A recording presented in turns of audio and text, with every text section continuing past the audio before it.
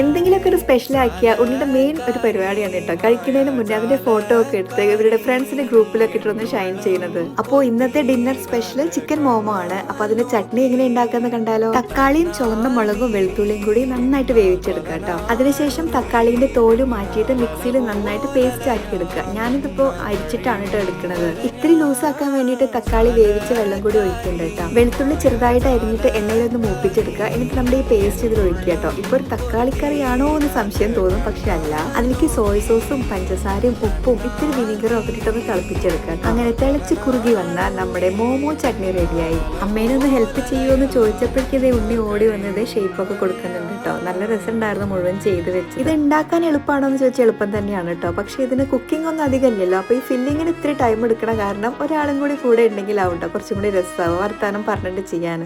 അപ്പൊ നമ്മുടെ മോമോ റെഡി ആയിട്ടുണ്ട് കേട്ടോ.